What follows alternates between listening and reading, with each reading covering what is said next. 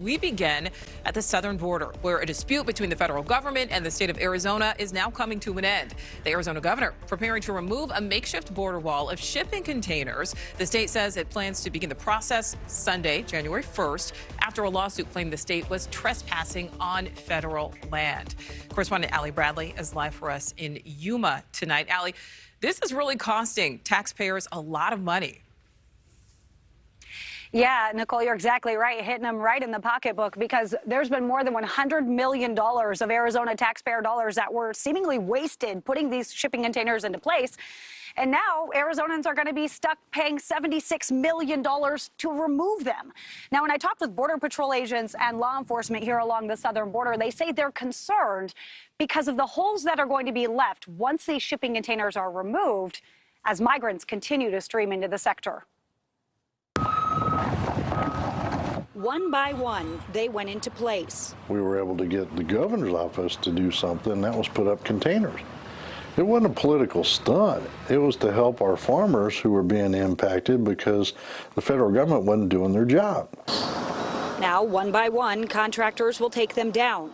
The state agreeing to spend $76 million from Arizona's Border Security Fund to do it, leaving holes along the border wall in Yuma and reviving old concerns over how to patrol and respond to migrants crossing at multiple points. Because they've allowed over 310,000 people to trespass into this country, and they're not doing nothing about that.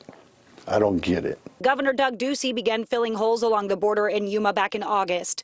The Department of Justice threatened the state with a lawsuit citing trespassing and environmental concerns. The governor now agreeing to remove those containers. The reason why they have to move the containers, especially down by the dam, is because the contract was awarded to finish filling the holes in the fence. The federal government has said it will resume construction of the border wall, filling holes that border security experts have prioritized.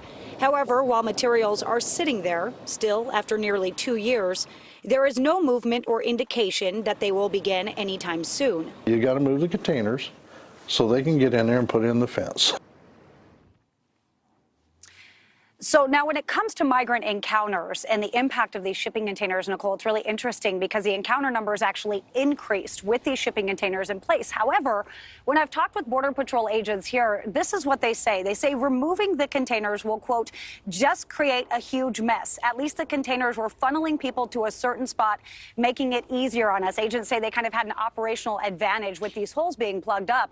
Now, I did reach out to the Department of Justice to find out if and when they were going to resume the construction of this wall, but I have not yet heard back, Nicole. All right, so Allie, speaking of funneling, people to certain places, what about the containers that were placed in the Coronado National Forest? Yeah, we were watching that too, right? It only got about a third of the way completed, about 3.5 miles of the 10 miles that was the goal for that barrier to be built. Well, those will come down as early as next week as well. The U.S. Forest Service has actually issued an order closing down the forest area while they dismantle that barrier there. So that will be a couple of days of closures for recreational activity out there as well. Now, when I reached out to Governor Ducey's office asking what's going to happen with these containers, we know these ones are being moved to the prison grounds here in Yuma. The ones in the Cochise County area will be moved to the Tucson prison area. But what's interesting, Nicole, is I asked him what they're going to do with these shipping containers because the state owns them now. We have paid for these here in Arizona. And the governor's office says a determination has not yet been made. So we'll see when that happens and what happens with them. Thank you for watching. Go to newsnationnow.com to find NewsNation on your television provider. And don't forget to click the red subscribe button below to get more of NewsNation's fact-driven, unbiased coverage.